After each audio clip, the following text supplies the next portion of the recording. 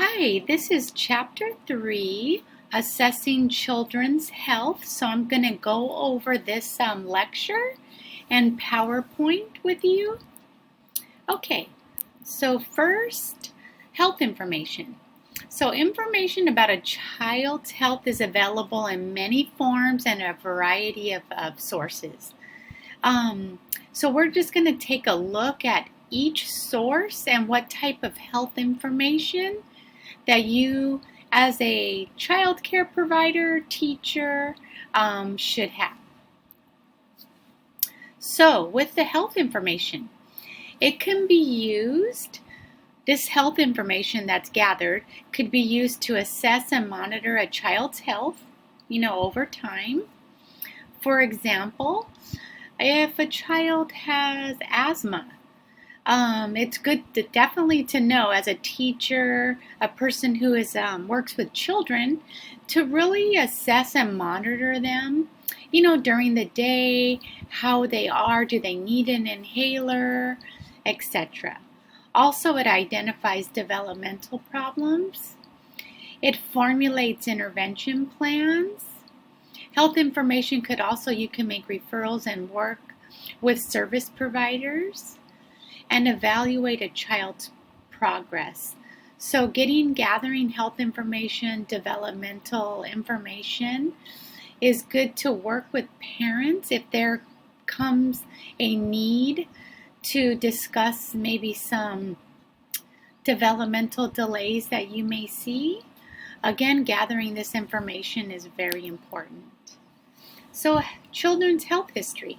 So when a child signs up for preschool, even TK, kindergarten, they're going to have a health history form that could be useful for understanding the child's current developmental progress, any special health concerns.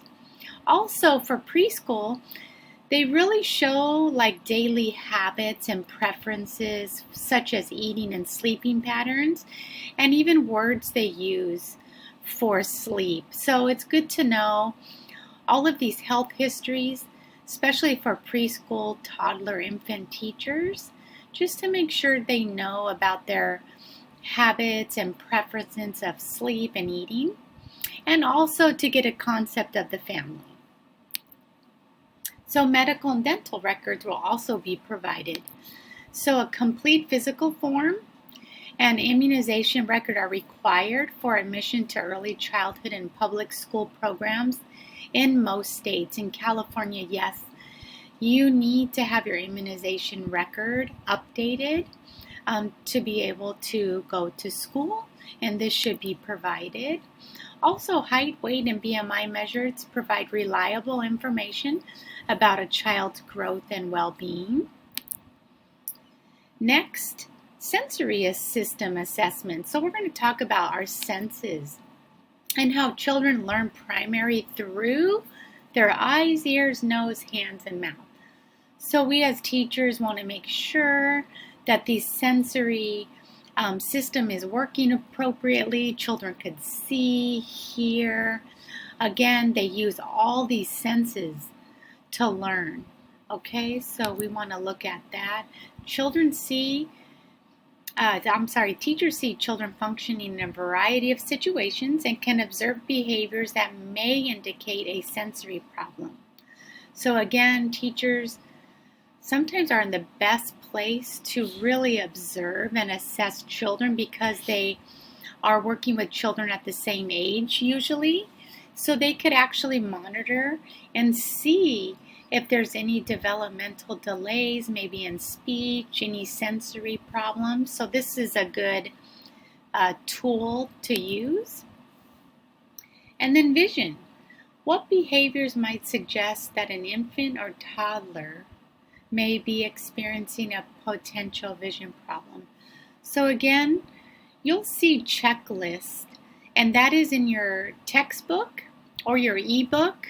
And please refer to that because it does talk about all different potential vision problems. For example, like squinting, that you see a child maybe squinting more than normal. And again, so please check out all the checklists, which will help you in the quizzes and exams.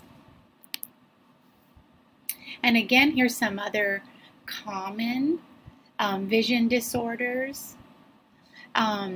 Also, with the common vision disorders, on a lot of school campuses, especially in the state preschool, they actually do vision. They have a nurse do the vision chart for children, as young as 3, 4 years old, to make sure that they point out any vision disorders that a child may be experiencing. And this is just a few listings of some common vision disorders. And again, on the checklist, we'll show more.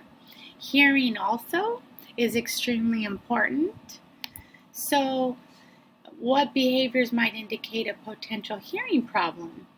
So maybe a child doesn't hear their name or turn to their name, or you constantly have to retell maybe commandments, or you're calling their name consistently and they're really not hearing you. Again, the checklist 3-4 will give you some more indications of hearing problems, and of course what teachers observe in children. All right?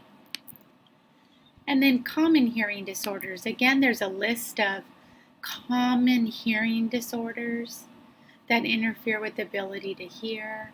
So for example, like quiet sounds would be conductive loss. Sensory neural and mixed hearing loss, that would be the inability that interferes with the child to interpret sounds.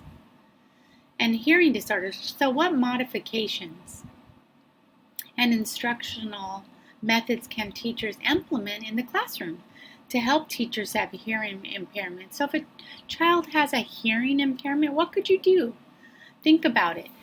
As a teacher, what can you do to help those children that have hearing loss and you're aware of that? Maybe, have them sit closer to you when talking, right? Maybe you can use other devices in the classroom to help with hearing. Again, in the textbook, it does show you some methods teachers can implement in the classroom. And then speech and language. So developmental milestones provide a functional measure for evaluating a child's speech and language. So each child, it just gives you a developmental overview of speech and language, like where children should be at a certain age and how many words should they be speaking. The thing is, when a child turns the age of 5, you should be able to understand what they're saying, to be intelligible for teachers and parents to understand what the child says. If there is a speech delay and you're not understanding, let's say by age 3, 4, and their speech is delayed and you as a teacher can recognize this, it would be a good idea to talk to the parent and see if they see also any concerns. What they will do, and if the parent agrees and they get tested for speech and language, a hearing test is usually always the first assessment that they will do, just to make sure that they can hear adequately for speech. And then again, the referral evaluation will be made if there's any concerns. I always tell parents that if there's a delay, great, let's get it young. Let's get them going to a speech and language pathologist and, really get them help if needed. If not, then the good thing is they were evaluated and nope, no speech is needed. And then, of course, nutritional assessment is good. It's a good tool to Definitely have nutritious snacks and meals on the preschool campus and schools. Schools are doing a lot better, to be honest, with providing the nutritional lunches now, much better than before. So again, all these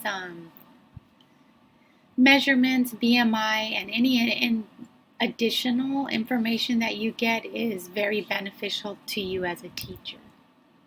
So common nutrition disorders may include malnutrition. So that's just a lack of really healthy, essential nutrients.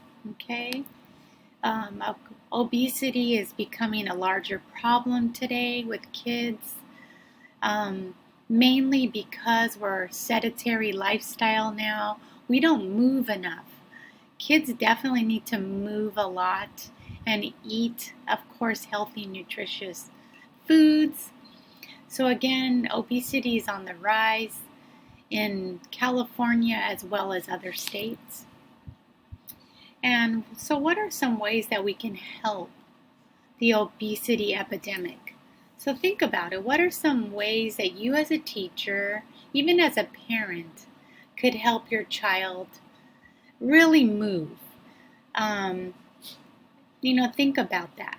So maybe having more playtime at the park or recess time, coming up with games that really are moving, having limited screen time, improving with diet as far as healthy and nutritious snacks instead of really grabbing processed foods like chips and stuff like that. And then referrals.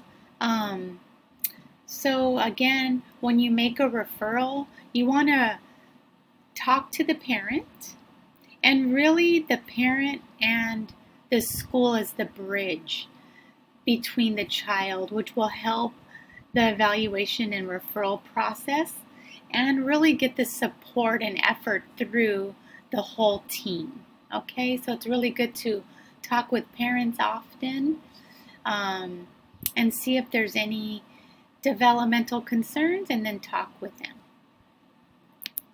And that concludes the end of our slide.